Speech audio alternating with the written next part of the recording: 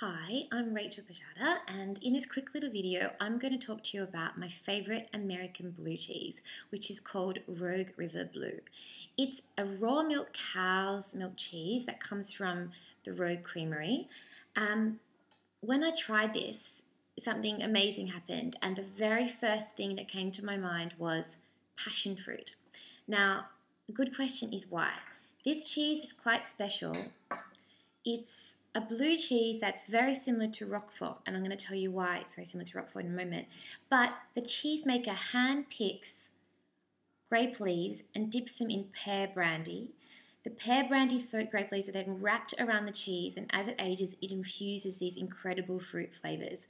Honestly, the taste of this, you could almost explain it as a salty passion fruit butter. The texture is so creamy and buttery, but it has a tiny bit of crunch going through it, and the center blue mold is mild and intense at the same time. It's totally amazing. Now, the very first thing I thought when I tried to compare it to other French blue cheeses is really the classic of Roquefort. And then when I did some research, I found out that the cheesemaker actually took a trip to France and spent the summer of 1955 in France, where he learnt at Roquefort how to make that classic French cheese. So I suppose all that he learnt has gone into this labour of love in the American version. Now, this cheese is super buttery, as I said.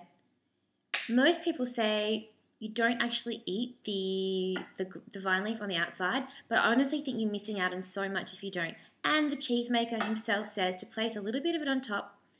Don't even eat it with bread, and enjoy that together. It's honestly just so buttery, so much passion fruit. And the other thing it tastes like is pine. I don't know why, but I taste like pine needles. I think that the cows are actually raised at quite high elevation. There's a lot of pasture and wild herbs and berries that they're eating, so all of that really comes through in the flavour. This I would serve with something punchy like arugula salad, a little bit peppery, even baby spinach then to calm it down. But I would also love to see this with candied walnuts and roasted hazelnuts. That would be just awesome in a very simple salad, or of course just on its own for the cheese purists like myself. So there you go, Rogue River Blue, a beautiful American blue cheese. If you can get your hands on it, and if you're in the US, lucky you, because it's going to be few and far between tastings for me. I hope you enjoyed that. Stick around. I have 2 other installments on my favorite American cheeses.